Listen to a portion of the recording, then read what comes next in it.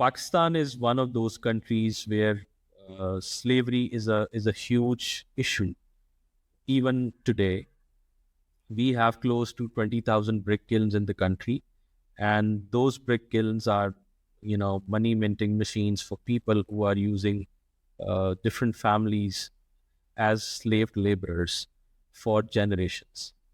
So, in this journey, we have come to the conclusion that many different people have used different approaches, different NGOs, Christian ministries. They've all tried their best to address these issues. But through my networking or exposure with the BAM space, so and looking at different freedom businesses, their business models.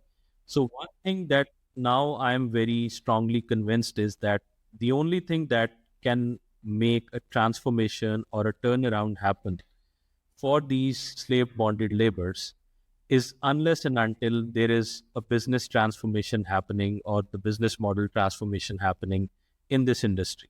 So the brick that is used is sold at a price of 15 rupees per brick. And that price has not varied in the last 5 years. I mean, it stays between 12 to 15. All other, construction materials have seen a spike of, uh, you know, uh, close to 200% in different commodities.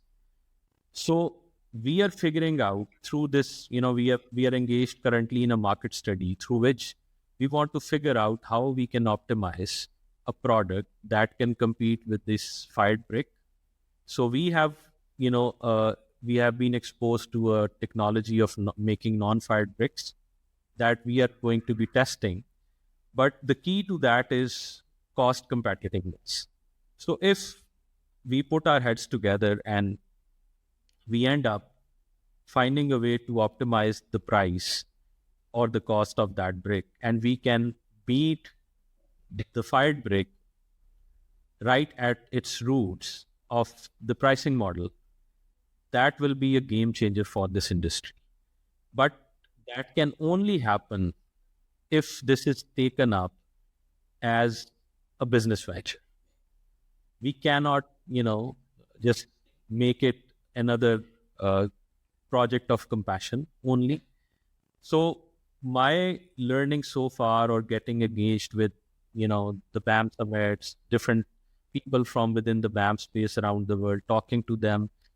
Mark Stunag was with us recently in Pakistan. So I shared this whole thing in front of him, and then I asked him, like, what do you think? And he said, Zohr is on the right track, and this issue can only be addressed unless and until. And so, in my humble opinion, like I say that Zohr is a story of 57 years of faith, integrity, and marketplace stewardship for such a time as this.